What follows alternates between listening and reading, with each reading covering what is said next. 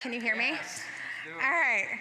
Oh, well, good morning. It has been a minute, hasn't it? I don't remember the last time I've been up here. He's been trying to get me to do this for a while, and I'm going to be honest with you.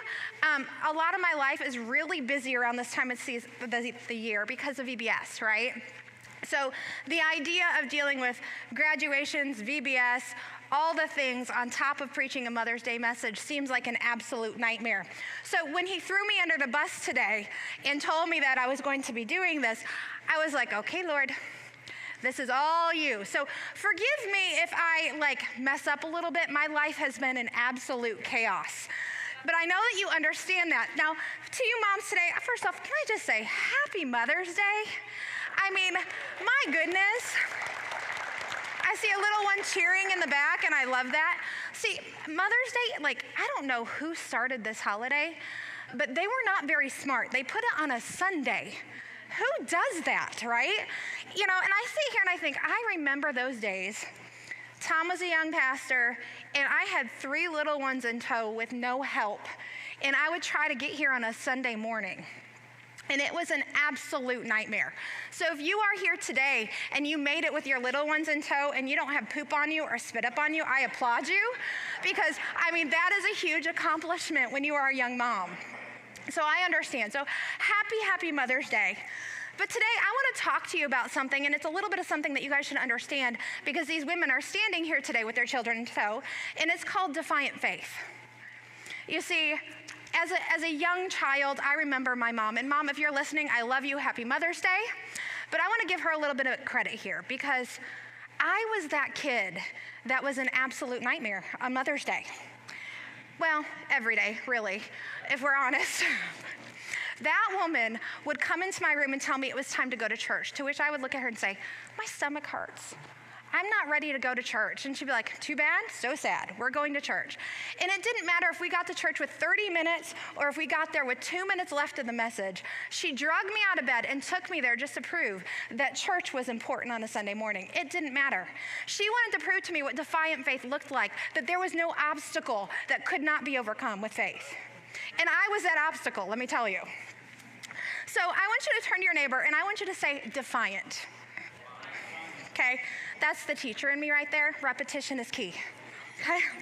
Now, when you hear the word, we usually think of disobedience, attitude, rebellion. Looking at all you guys, okay? And we think about someone doing the exact opposite of what they're told. And child, you know it was you today, don't you? And so moms and dads, let's be honest, we tend to think about our children, don't we? But what I'm talking about right now is I'm not going to talk about them. I'm going to talk about ourselves. See, I could stand up here and tell you all sorts of stories about those little ones over there. And I'm sure if I handed you the mic, you'd talk to me for hours about what your kids have done that was defiant or disrespectful or whatever it might be. But today, instead of picking on my children, and you should give me an applause right now because I'm not talking about you today. But instead of picking on my kids, as fun as that would be, I figured I would use myself as the example. Now, today I'm going to tell you about the day Bree was born. And I have some of you, Tom told you about this story from his version, but I'm telling you the male version of a birth story is never the same as the mother's, correct?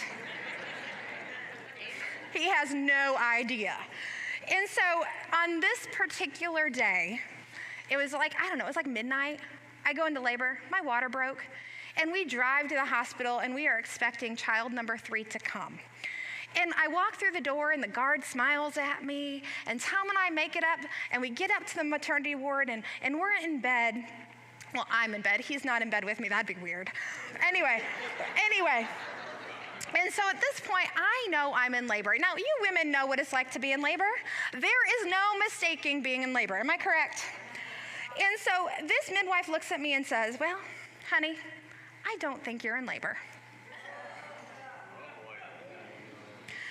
I have done this 2 times previously. This is my 3rd. I know what I'm doing. I know the difference, what it looks like between peeing yourself and your water broke. I've done both. Okay? All right. So now I'm sitting here and I'm looking at her and I'm like, no, you're mistaken.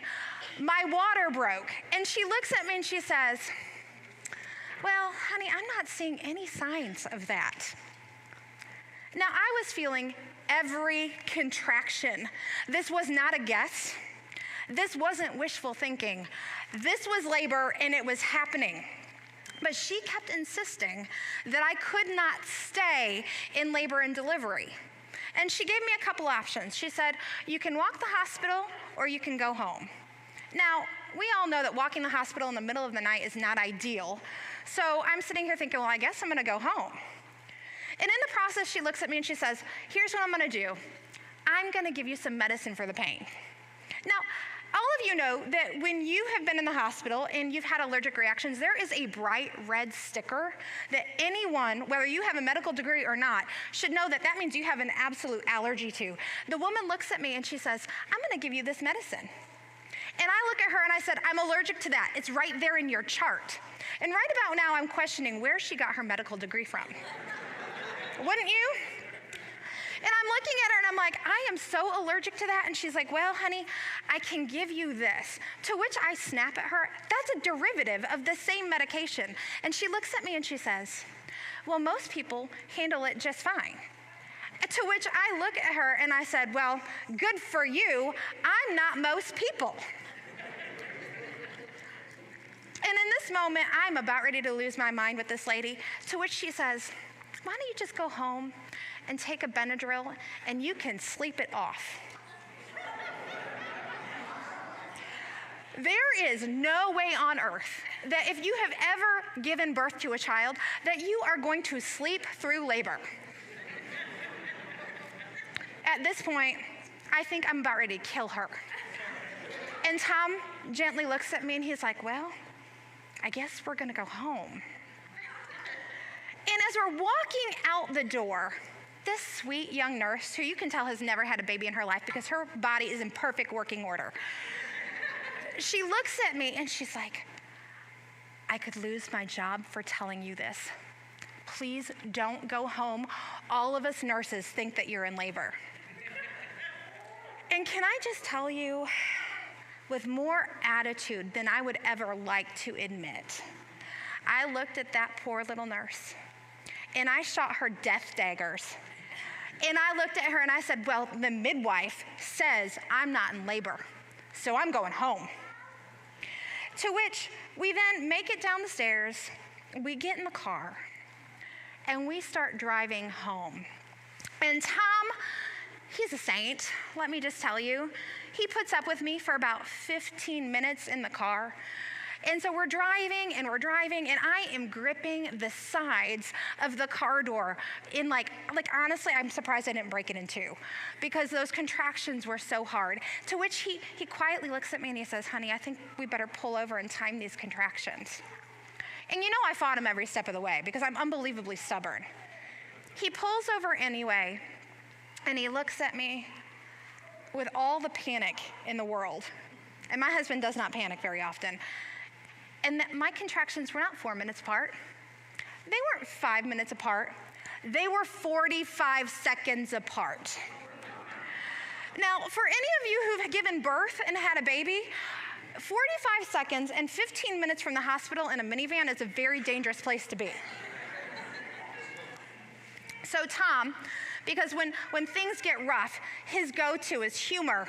He does his best impression of a NASCAR driver and whips that vehicle around so fast and guns it to the hospital. And let me tell you, we made it in about 8 minutes. Don't ask me how many traffic violations he had. That's between him and Jesus, okay?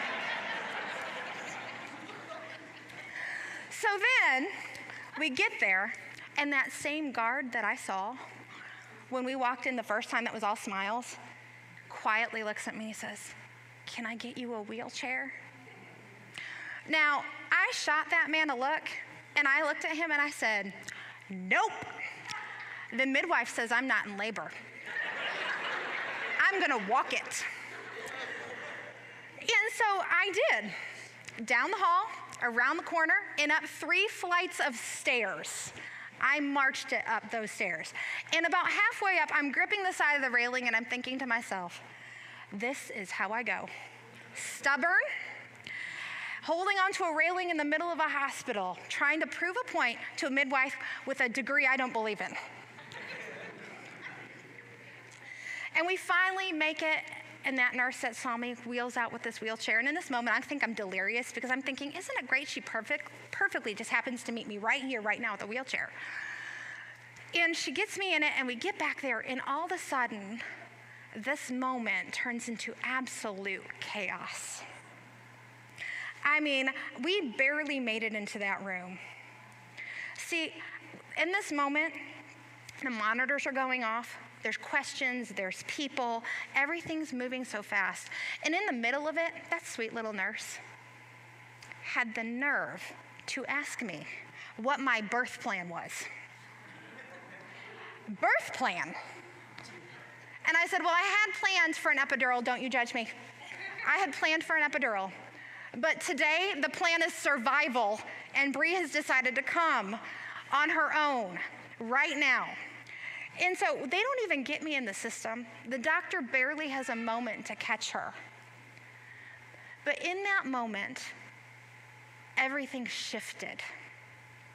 Because Bree was born with 4 holes in her heart, and water was filling her lungs because her head had blocked my water. And so in that moment, they are checking Bree, and all this stuff is happening. And this moment of where I was sitting there, and I was stubborn, I was defiant, all those things all of a sudden just faded away, and I had this realization that in this moment, this could have gone very, very poorly. See, if I would have listened to that midwife that said I wasn't in labor, if Tom wouldn't have turned that car around and did his fastest impression of a NASCAR driver to get there, Bree could have been born in the back of a minivan with all of her problems. But see, our God was good enough that he got us there in the right time, in the right place, and put her in the hands of the very same people who could take care of her. And so today, as I sit here and we talk about what's, the Word of God today, I'm going to do this. We're going to turn, and we're going to look at a group of people who probably didn't even realize they were going to be part of God's great story. See, I want you to, when we talk about defiance, I want you to know that some of the most faithful people in God's words were defiant. They weren't rebellious against God, because that's a whole different thing. See, I'm talking about being willing to stand in defiance against anything that stands against our God. I'm talking about a holy courage, a faithful resistance, a godly defiance. Now listen, I know this Mother's Day you're listening to a woman preaching, but this message is not just for moms. This message is for all of us. Today we're going to look at a people who had no idea that they were part of something so historic. Their quiet courage, their defiant faith helped shape a future of an entire nation that goes on to change the world. So if you would open with me today to Exodus chapter 1 and give me a great big Connection Church shout out, because I'd be doing my husband a disservice if we didn't. First, open your word to Exodus chapter 1, please. All right. Now, defiant faith, my first point is this: defiant faith begins with reverence. And it's coming out of Exodus chapter 1, 11 through 17. Now, I know I have notes to read this to you today. And it's right here. Thank you, honey. You saved the day yet again. And it says this in Exodus 1, 11 through 14. So they put slave masters over them to oppress them with forced labor. And they built Pithom and Ramses as store cities for Pharaoh. But the more they were oppressed, the more they multiplied and spread. So the Egyptians came to dread the Israelites, and they worked them ruthlessly. They made their lives bitter with harsh labor in brick and mortar and with all kinds of work in the fields. In all their harsh labor, the Egyptians worked them ruthlessly. Then the king of Egypt said to the Hebrew midwives, those whose names were Shiphrah and Puah, and when you are helping the Hebrew women during labor on the delivery stool, if you see that the baby is a boy, kill it. But if it's a girl, let her live. The midwives, however, feared God and did not do what the king had told them to do. They let the boys live. So right away, I want you to notice something interesting about Scripture. I know you guys know this because of history. A lot of times pharaohs have names from like King Tut, Pharaoh, Tutankhamun, all the things, right? But in this story, Pharaoh's just Pharaoh. He doesn't even get his name mentioned. But the women do. The midwives do. This tells you something about what God values. Because in the world's eyes, Pharaoh had power, position, and authority. But in God's eyes, these women had something greater. They had faith. In verse 17, it said, the midwives, however, feared God and did not do what the king of Egypt had told them to do and let the boys live. Now that word fear does not mean terrified. Because terrified or terror and fear makes you hide, it makes you shrink back, it makes you stay quiet. But this kind of fear is so different. It's a reverence, it's an awe, it's a deep respect. And this kind of fear is something that our Lord treasures. It's a fear that says, God, your authority matters more to me than anyone else's. It's the kind of fear that stands firm and says, I know who holds my life in his hands, so what can anyone else do to me? And that kind of fear changes how you live. It changes how you think. It changes how you act. And suddenly, people don't get the final word in your life anymore. Neither do your circumstances, and neither does your worry. A proper fear of the Lord means God is the only one who gets the final word. And because of that, the women in this story made bold, costly, defiantly faithful decisions. They chose God's authority over Pharaoh's. See, Pharaoh told them that they needed to kill all the boys. Don't miss this. It wasn't just those boys' lives on the line. See, if these women chose to defy Pharaoh, he wouldn't hesitate to kill them. In just one word from Pharaoh, their life was absolutely over. Disobeying him wasn't inconvenient, it was dangerous. It could cost them everything. And yet, in honoring God, the King of Kings, they found the courage to defy the king that stood in front of them. They made a choice to protect the boys instead of themselves. That's a righteous defiance, a godly defiance, a defiant faith. And I think sometimes we hear a story like this and we think, well, yeah, but that's a big, dramatic, life or death moment. And my life doesn't look like that. So we're going to bring this into our world for a moment. Because we never, ever may stand in front of a leader like Pharaoh and have our life on the line. But we will face pressure. We will face moments where doing the right thing costs us something. Moments where compromise would be easier. Moments where staying quiet would be safer. And in those moments, defiant faith still matters. The same God-honoring, willing to pay the cost, no matter what, defiant faith still needs to rise up so we can choose integrity when everyone else is cutting corners. When nobody would notice, when nobody would call you out, but you know and God knows. Sometimes it looks like standing for truth when it's unpopular. When speaking up might cost you relationships, opportunities, or comfort. Sometimes it looks like refusing to compromise, even when it would make your life a whole lot easier. Even when it would help you fit in. And here's the thing. It's not always loud.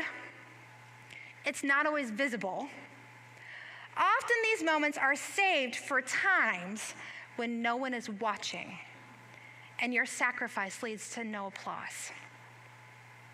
But that doesn't mean it's not powerful. You see, God sees them all. Every single one of those moments are a quiet declaration that says, God, I choose you. I trust you. Your authority matters more to me than anyone else's. And that kind of faith, it builds something great in you. It builds a courage, a conviction. It builds a life that is steady when everything around you is not. And here's what I love about this story. You see, God saw them. He saw their courage. He saw their obedience. He saw their defiant faith in the face of fear. And he honored it. So the question becomes this: how will I stand in faith when faced with opposition? Not just in the big moments, but the quiet ones, the everyday ones, the moments where no one else is watching.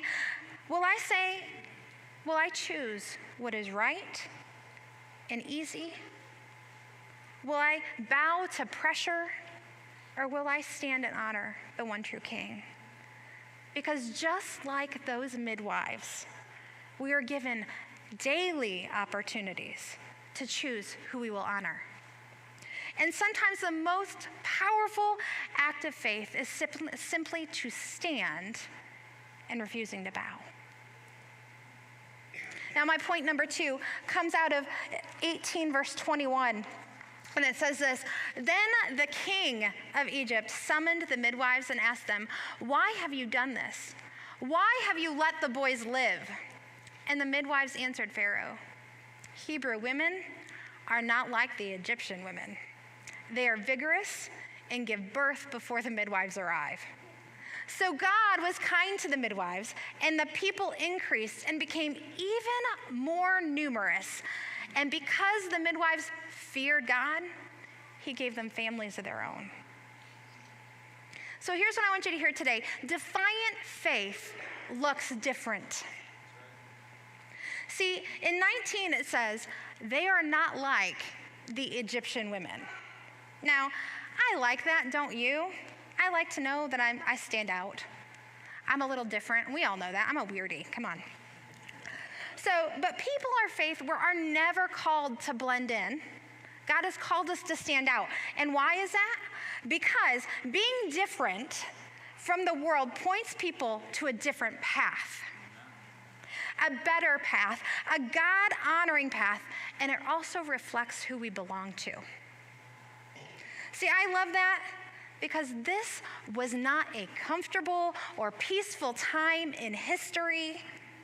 This was a season designed to break them, to wear them down, and to get rid of a people who could be so numerous that they could take down the Egyptians.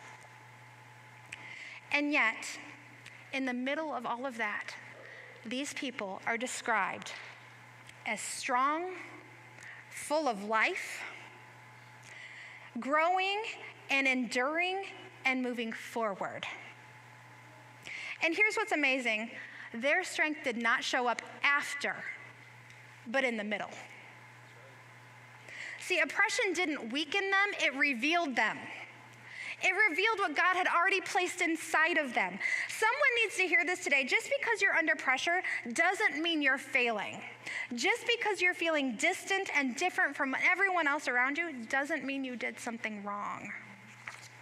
Sometimes opposition is meant to be the very thing that reveals what God has placed inside of you. It reveals what you're made of, and it reveals where your trust really is. It reveals whether you have a faith of convenience or a true godly defiant faith that will press through opposition and keep your eyes on the author and perfecter of the faith. See, look, this story, and here, look at the story, and here's the difference you'll find. Where others were crushed, God's people were growing. Where others might give up, God's people were multiplying. Where the world expected weakness, God produced strength. Verse 20 says, the people multiplied. They did not just survive what they were facing, they multiplied. They didn't just make it through, they grew. And verse 21 says something even more powerful. It says, and because the Hebrew midwives feared God, he gave them families of their own. God gave them families. He gave them households. He gave them a legacy. Think about that. In a time where everything was trying to take life, God was renewing it, refreshing it, and releasing new life. In a time where the enemy was trying to erase a future, God was establishing one. This is who our God is. You see, he builds when everything else is breaking. He multiplies when things look like they're diminishing, and he creates purpose in places that are impossible. Don't miss this. In the world's eyes, Pharaoh was the one with the power. He had the control, he had the authority, he had the influence. But God does not play by the rules of this world. He's above it all. These defiantly faithful women had a purpose given by God. And in the end, purpose outlives power every time.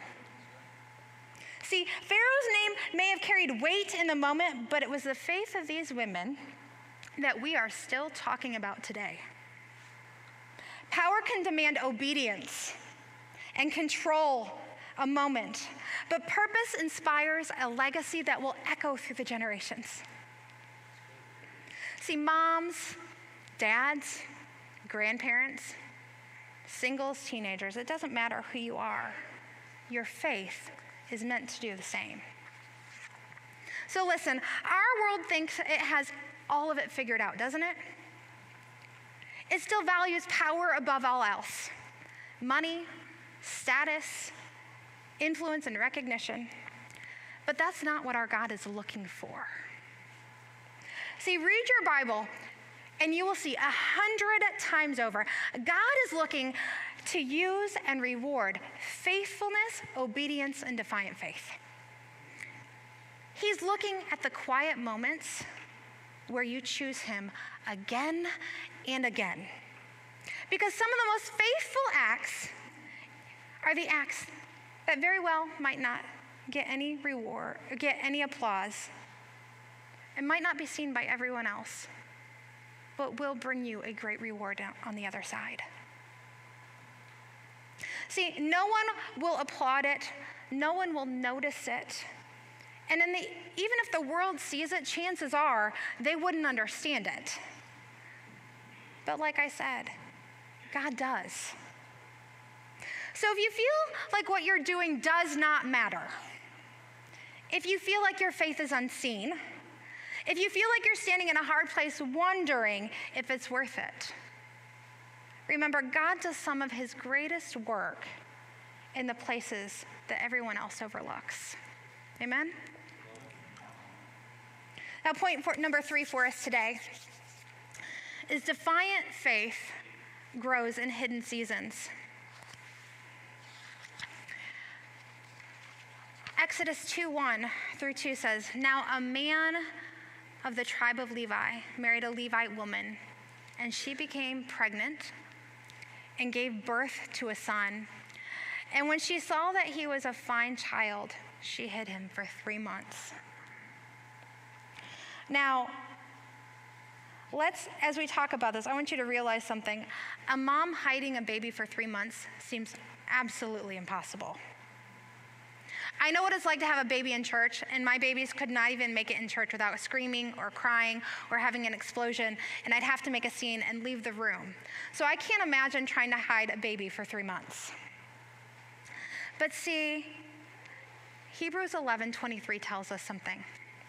It says, by faith, Moses' parents hid him for 3 months after he was born. because they saw he was no ordinary child, and they were not afraid of the king's edict. Faith means confidence in what's unseen. In other words, there's no guarantee. There is absolutely no clear outcome.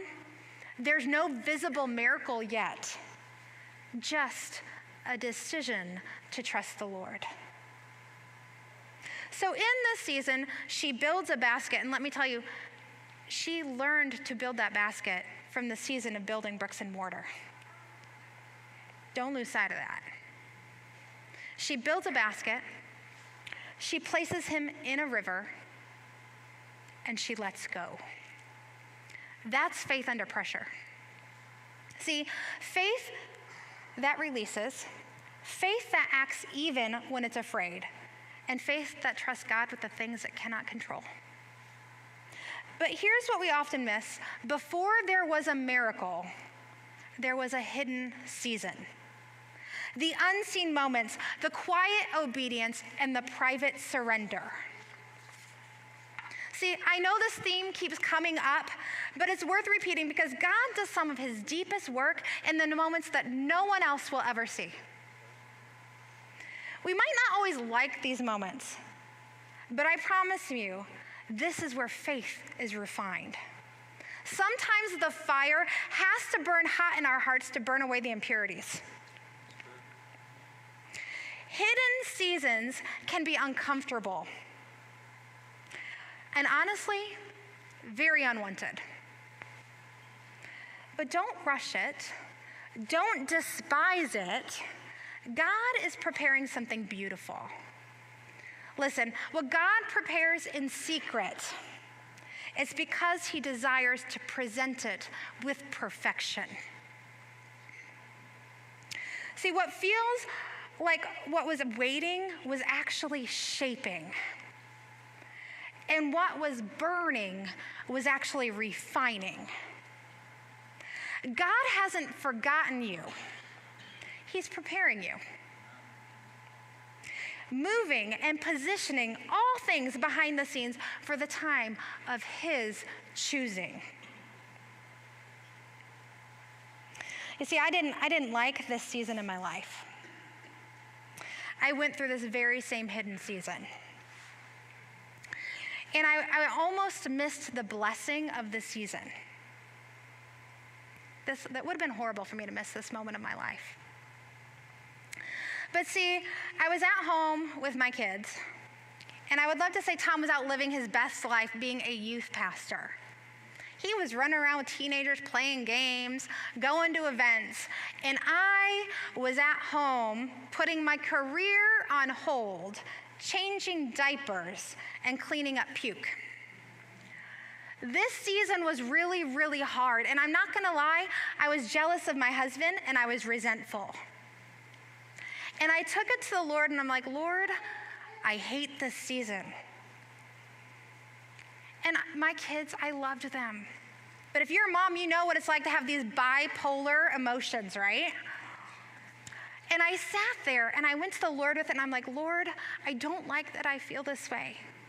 And he opened my eyes to Zechariah 4:10. And he said to me, do not despise the days of small beginnings. You see, this verse and learning to embrace this hidden season helped me to turn that season into one of the best seasons of my life. I would not be standing here today without all that time. See, I had to strengthen myself in the Lord and preach to my soul that not a moment of my life was wasted. It was not an accident. It might not be what I had wanted, but God was doing something great in this season. And God was seeing me and preparing me for something of his timing and his choosing. And in this moment, I had to defy my own desires and learn to listen to his still small voice.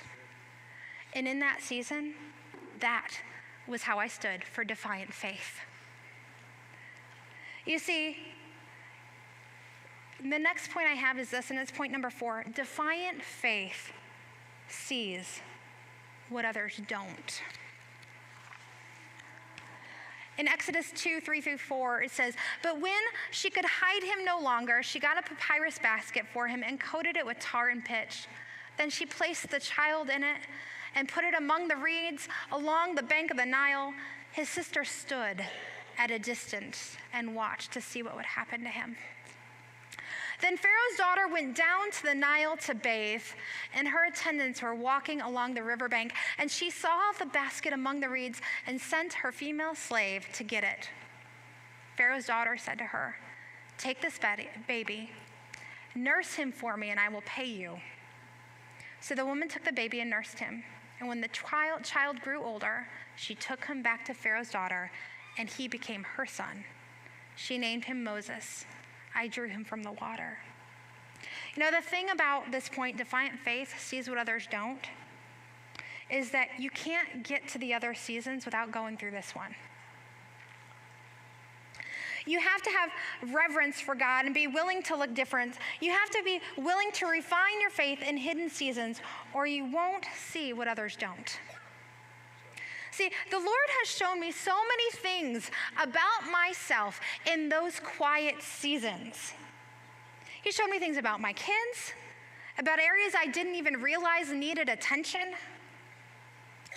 And he spoke so many things about my kids in those seasons to encourage me in my life and in my parenting and to my husband.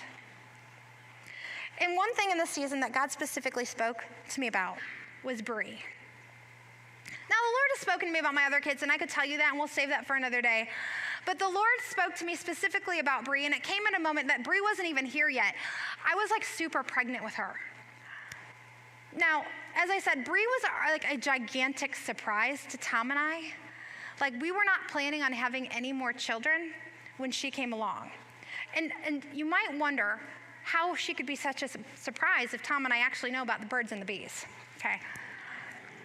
But she was a gigantic surprise. And in this season, I was crying to the Lord about once again putting my life on hold. This was not my plan. Like, it was so hard for me. And then the Lord spoke to me one thing about Bree. And it was this: I have great plans for her. Do not squelch her spirit. Now, can I just tell you, my first thought was, oh no. I'm not kidding you, because how would you feel if the Lord told you that? It was absolutely frightening. My first thought was, I'm getting what my mom has always wished for, a child just like me. I was a nightmare. Now, Bree is just like me in every way, but she's not a nightmare. I love you, baby. I love you. I always tell her she is the greatest surprise of my life. You see, because if you know Bree, you know what I'm talking about. She has energy. She has personality, right? She has a presence that can fill a room. But see, and I started thinking to myself, Lord, how much spirit is there going to be? You guys all know. I can't tell you how many people have looked at me and said, Bree is your child. Yes, we all know. But see, here's what I realized in that moment, where I started questioning the Lord about what he just revealed to me about Bree, and honestly had me quaking in my high heels because I don't wear boots. Okay. But it was this, and I realized that what I was tempted to manage, God was calling me to protect. What might have been labeled as too much, God was calling purposeful. And it took me right back here to Exodus. See, Scripture says that Moses was good. He was set apart and marked by something that was different. But let's be honest, to everyone else, he looked like every other baby. There was no spotlight on Moses. There was no announcement. There wasn't anything outward that screamed that he was different. Except there was a mother who saw something that others didn't. And because she saw it, she made a decision. She said, he's worth protecting. That's what defiant faith does. You see, it recognizes true value where others can't. It sees purpose where others see problems. It sees God's plan.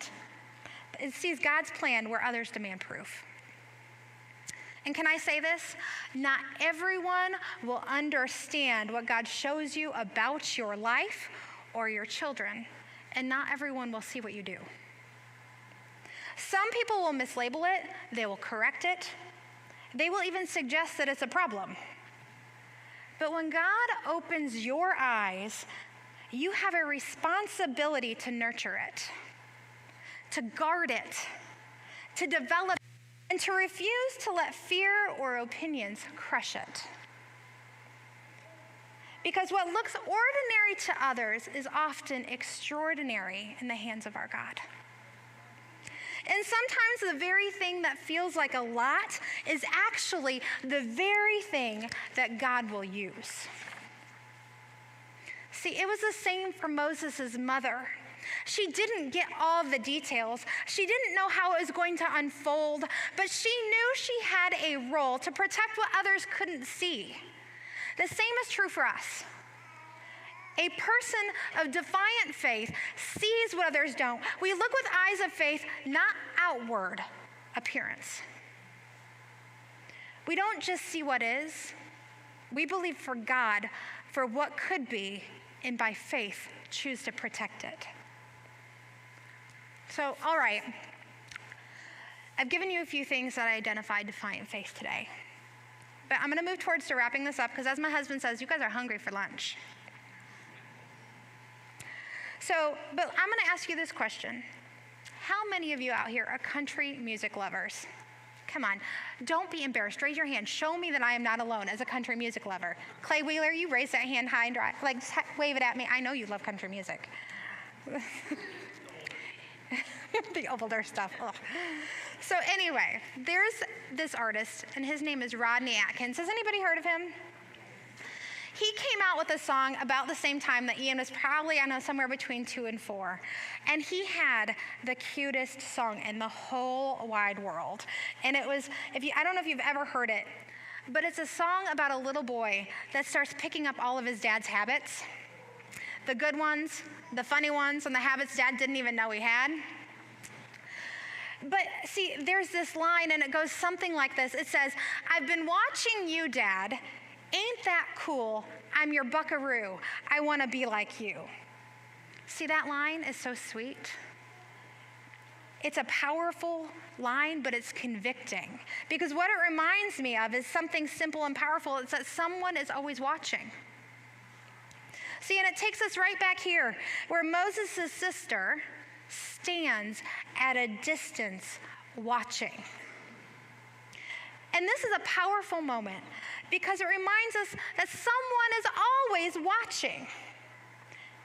And this is such a powerful moment that, just like the song says, there are always somebody who's watching you and how you handle pressure, how you respond to uncertainty, and how you trust God when things don't make sense. Your faith might feel private, but it is never invisible. Someone is learning how to trust God by watching you. They're learning how to be a person of faith because of your walk with the Lord. And in this story, God uses these women of faith in unique ways. You see, Moses' mother, her faith looked like letting go. But for his sister Miriam, it looked like standing ready. But the most unexpected thing happens in this story. Another woman. Don't you love that, ladies? There aren't a ton of us in that Bible, but here we have so many in these two chapters. And it says another woman, and I'm going to tell you, she was probably the most unlikely of women, steps into the story. And it's Pharaoh's daughter. See, she finds the baby in a basket. And not even fully understanding her own actions, steps up and becomes part of God's great, big, beautiful story. See, she, despite what her father had said, despite what the world around her had said, recognized that this baby wasn't a threat. She didn't see this baby as something that could be disposed of. She didn't think he was worthless. She saw something worth saving and protecting. And the Bible said she had compassion. Now let me tell you something. When the Bible uses the word compassion, it is never, ever passive. It is always active. See, it always does something. Pharaoh's daughter knew her dad's command, did she not? She knew what he had said, and she defied it. And just like that, God uses the most unlikely person to protect his plan. God could have used anyone, but he chose to use someone among the enemies of God. In the one place that should have been the most danger, God kept Moses the safest of all. This should open our eyes to understand how God works. You see, we think God can only work in certain places, in certain ways, with our consent and full understanding, in our neat and tidy little present box. But let me remind you, God is God and we are not. He's not limited to our understanding or even using church people. He can move through anyone, anywhere, anytime. He can use people who don't even know that they're being used by him. He can open doors we didn't expect. He can use people we didn't plan for. He can use people you did not expect to answer the prayers you have been praying. That is what's happening here in this story. A royal daughter, moved by compassion, becomes part of God's great rescue plan. And Moses, this child that was hidden in faith, is now being protected in the very place that should have been the most dangerous. Only our God can do that, amen? Only God can take what looks like an end of a story and turn it into the beginning of something greater. So if you're in a place right now where you're wondering how God is going to come through, don't limit him to what you expect. Because God's provision often shows up in unexpected places, in unexpected ways, through unexpected people, and in unexpected times. We serve a God who loves to do the impossible through the impossible. See, Moses' life unfolds in stages. He goes from hidden, protected, nurtured, released, and positioned. He goes from the background to the center of God's plan. But he didn't get there alone. It took a village of women with defiant faith, midwives who feared God above all else, a mother of courageous faith, a sister who stood ready, and a daughter moved by compassion, all playing their part, all choosing faith over fear. So on this Mother's Day, we want to celebrate more than mothers. We want to celebrate defiant faith, a faith that prays, a faith that trusts, a faith that refuses to give up. So to every mother, to every woman, to every person in this room, stay defiant. Because God is still writing stories through ordinary people who are willing to stand firm when it matters most. Happy Mother's Day. Thanks for listening to the Connection Church podcast. For more information on Connection Church, visit www.connectionchurch.cc. Stay connected, and we'll see you next time. Have a great week.